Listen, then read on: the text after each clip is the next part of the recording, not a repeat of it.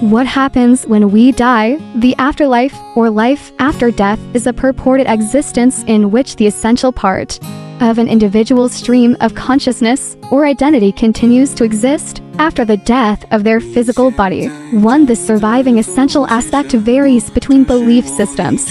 It may be some partial element, or the entire soul or spirit, which carries with it one's personal identity. Belief in an afterlife is in contrast to the belief in oblivion after death. In some views, this continued existence takes place in a spiritual realm, while in others, the individual may be reborn into this world and begin the life cycle over again, likely with no memory of what they have done in the past. In this latter view, such rebirths and deaths may take place over and over again continuously, until the individual gains entry to a spiritual realm or other world. Major views on the afterlife derive from religion, esotericism, and metaphysics. Some belief systems, such as those in the Abrahamic tradition, hold that the dead go to a specific place, e.g. paradise, after death, as determined by God, based on their actions and beliefs during life. In contrast, in systems of reincarnation, such as those in the Indian religions, the nature of the continued existence is determined directly by the actions of the individual in the ended life. Different metaphysical models at it. Theist immortalists generally believe some afterlife awaits people when they die. Members of some generally non-theistic religions believe in an afterlife without reference to a deity. The Sadducees were an ancient Jewish sect that generally believed that there was a God, but no existence after death. Many religions, whether they believe in the soul's existence in another world like Christianity, Islam, and many pagan belief systems, or reincarnation like many forms of Hinduism and Buddhism, believe that one's status in the afterlife is a consequence of one's conduct during life. Reincarnation. Edit main article. Reincarnation. Reincarnation is the philosophical or religious concept that an aspect of a living being starts a new life in a different physical body or form after each death. This concept is also known as rebirth or transmigration and is part of the Sasra Karma doctrine of cyclic existence. Samsara refers to the process in which souls jivas go through a sequence of human and animal forms. Traditional Hinduism teaches that each life helps the soul jivas learn until the soul becomes purified to the point of enlightenment unity with the cosmos. To all major Indian religions, namely Buddhism, Hinduism, Jainism, and Sikhism, have their own interpretations of the idea of reincarnation. 3. The human idea of reincarnation is found in many diverse ancient cultures. 5. And a belief in rebirth, medium psychosis, was held by historic Greek figures, such as Pythagoras and Plato. 6. It is also a common belief of various ancient and modern religions such as Spiritism, Theosophy, and Ekankar. It is found as well in many tribal societies around the world, in places such as Australia, East Asia, Siberia, and South America. 7.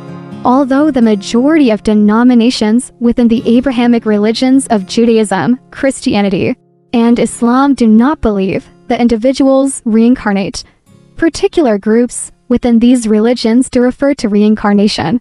These groups include the mainstream historical and contemporary followers of Kabbalah, the Cathars, Alawites, the Druze, 8. And the Rosicrucians. 9. The historical relations between these sects and the beliefs about reincarnation that were characteristic of Neoplatonism, Orphism, Hermeticism, Manichaeism, and Gnosticism of the Roman era, as well as the Indian religions, have been the subject of recent scholarly research. 10. Unity Church and its founder Charles Fillmore teach reincarnation. Rosicrucians. 9. Speak of a life review period occurring immediately after death and before entering the afterlife's planes of existence, before the silver cord is broken, followed by a judgment, more akin to a final review or end report over one's life. Heaven and hell. Heaven, the heavens, 7 heavens, pure lands, Tian, Jana, Valhalla, or the Summerland, is a common religious, cosmological, or transcendent place where beings such as gods, angels, jinn, saints, or venerated ancestors are said to originate, be enthroned, or live. According to the beliefs of some religions, heavenly beings can descend to earth, or incarnate, and earthly beings can ascend to heaven in the afterlife, or in exceptional cases, enter heaven alive. Heaven is often described as a higher place, the holiest place, a paradise, in contrast to hell or the underworld or the low places, and universally or conditionally accessible by earthly beings according to various standards of divinity, goodness, piety, faith, or other virtues, or right beliefs, or the will of God. Some believe in the possibility of a heaven on earth in a world to come. In Hinduism, heaven is considered as Svarga Loka. There are 7 positive regions the soul can go to after death, and 7 negative regions, 12 after completing its stay in the respective region. The soul is subjected to rebirth in different living forms according to its karma. This cycle can be broken after a soul achieves moksha or nirvana. Any place of existence, either of humans, souls, or deities, outside the tangible world heaven, hell, or other is referred to as otherworld. Hell, in many religious and folkloric traditions, is a place of torment and punishment in the afterlife. Religions with a linear divine history often depict hell as an eternal destination, while religions with a cyclic history often depict a hell as an intermediary period between incarnations. Typically, these traditions locate hell in another dimension or under the Earth's surface, and often include entrances to hell from the land of the living. Other afterlife destinations include purgatory and limbo.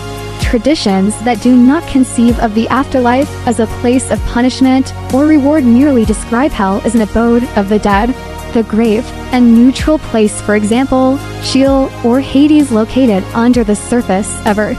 Ancient Egyptian religion. The afterlife played an important role in ancient Egyptian religion, and its belief system is one of the earliest known in recorded history. When the body died, parts of its soul known as Ka-body double and the Ba personality would go to the kingdom of the dead, while the soul dwelt in the fields of Aro. Osiris demanded work as restitution for the protection he provided. Statues were placed in the tombs to serve as substitutes for the deceased. 14. Arriving at one's reward in afterlife was a demanding ordeal, requiring a sin-free heart and the ability to recite the spells, passwords, and formulae of the Book of the Dead. In the Hall of Two Truths, the deceased's heart was weighed against the shoe feather of truth and justice taken from the headdress of the goddess Mat. 15. If the heart was lighter than the feather, they could pass on, but if it were heavier, they would be devoured by the demon Amid. 16. Egyptians also believed that being mummified and put in a sarcophagus, an ancient Egyptian coffin carved with complex symbols and designs, as well as pictures and hieroglyphs, was the only way to have an afterlife.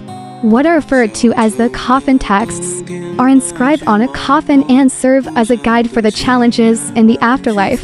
The coffin texts are more or less a duplication of the pyramid texts, which would serve as a guide for Egyptian pharaohs or queens in the afterlife. 17. Only if the corpse had been properly embalmed and entombed in a mastaba could the dead live again in the fields of Yalu and accompany the sun on its daily ride.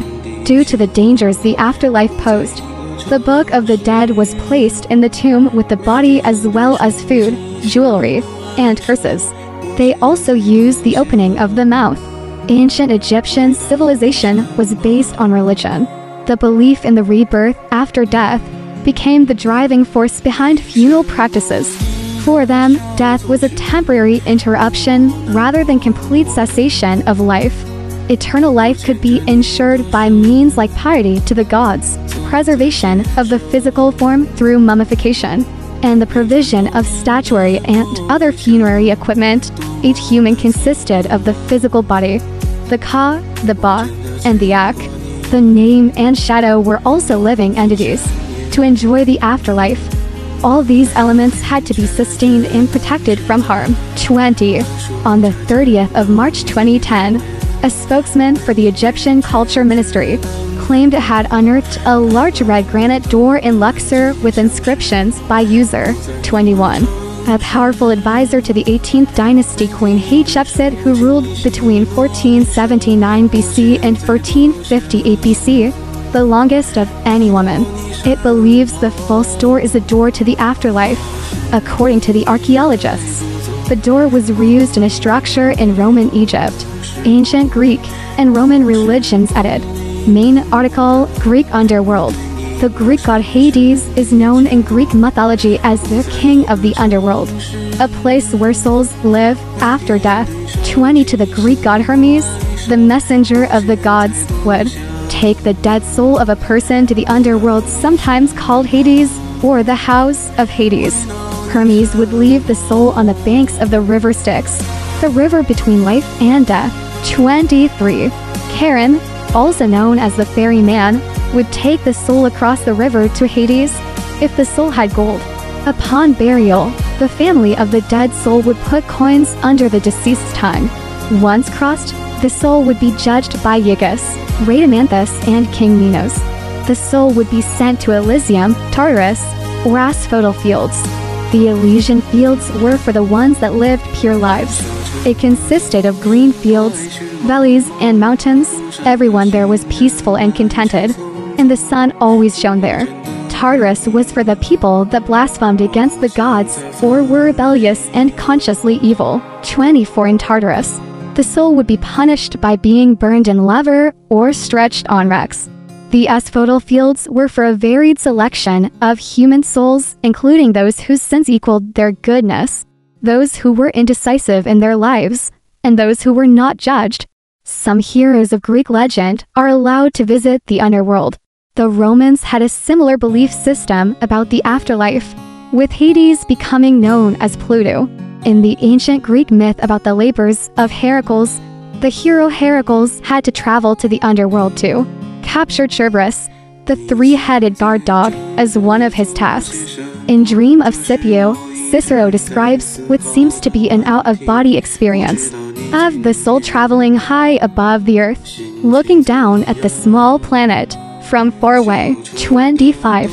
In Book 6 of Virgil's Aeneid, the hero, Aeneas, travels to the underworld to see his father. By the river Styx, he sees the souls of those not given a proper burial, forced to wait by the river until someone buries them. While down there, along with the dead, he is shown the place where the wrongly convicted reside. The fields of sorrow where those who committed suicide and now regret it reside, including Aeneas' former lover, the warriors and shades. Tartarus, where the titans and powerful non-mortal enemies of the Olympians reside, where he can hear the groans of the imprisoned. The palace of Pluto, and the fields of Elysium, where the descendants of the divine and bravest heroes reside. He sees the river of forgetfulness, Lethe, which the dead must drink to forget their life and begin anew.